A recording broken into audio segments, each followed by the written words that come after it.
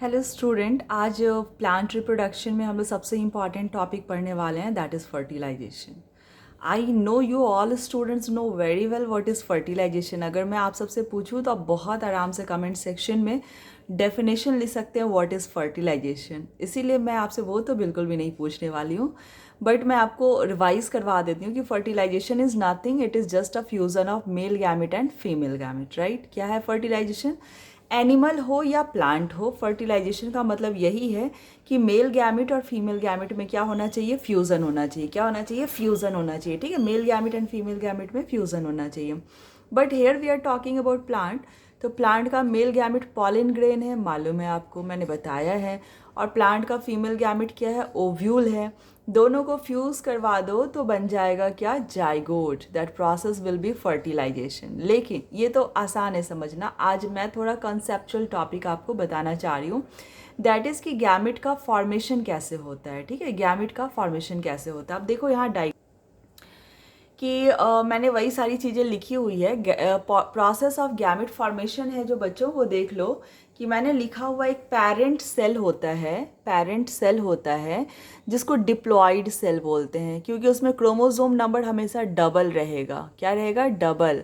उसके बाद meiosis cell division होता है। क्या होता है? मियोटिक सेल डिवीज़न होता है, जिसमें 2n जो है दो सेल बनाते हैं, दो डॉटर सेल बनाते हैं। मैं बहुत शॉर्ट में बता रही हूँ आपको कि जो पेरेंट सेल है दो डॉटर सेल बनाते हैं, जिसमें क्रोमोसोम नंबर हाफ हो जाता है। क्या हो जाता है? क्रोमोसोम नंबर हाफ हो जाता है, जो कि एक हैप्लॉइड सेल है। कैसा सेल है? हैप्लॉइड। जिसमें डबल है वो डिप्लॉइड, जिसमें सिंगल सेट ऑफ क्रोमोसोम है वो हैप्लॉइड सेल है। ठीक है, तो जितने भी हैप्लॉइड सेल होते हैं ना डियर स्टूडेंट्स, वही आपके होते हैं गैमेट्स। वो क्या होते हैं? आपके गैमेट्स।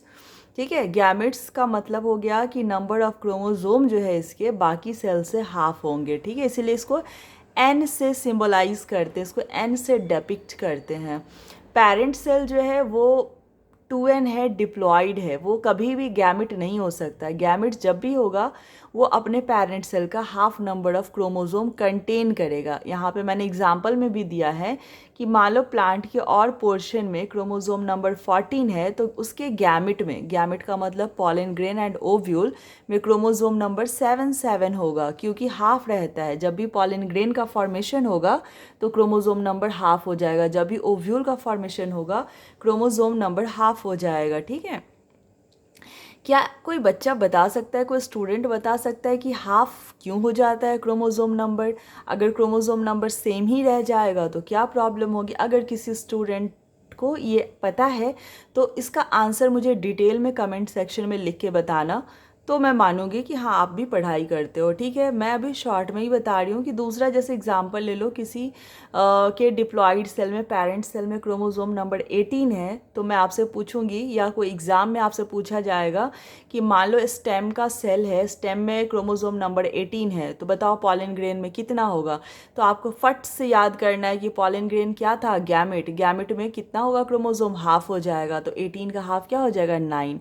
वैसे ही आपको कंफ्यूज करने के लिए पूछ सकता है कि फ्लावर के पेटल में तो क्रोमोसोम नंबर 18 है, बट इसके ओव्यूल में क्रोमोसोम नंबर क्या होगा? तो आप बहुत आसानी से बता सकते हो कि क्रोमोसोम नंबर हाफ हो जाता है ओव्यूल में, तो दैट विल बी 9। अब मैं आपसे फिर से बताती हूँ कि मुझे कोई बताए कि अगर प्लांट के रूट में क्रोमोसोम नंबर 22 है तो उसके पॉलन ग्रेन का क्रोमोसोम नंबर क्या होगा? अगर किसी को भी मालूम है तो मुझे आंसर करे कमेंट सेक्शन में, I will check it. Okay class, I hope आपको सारा टॉपिक अच्छे से समझ में आ गया होगा। Thank you.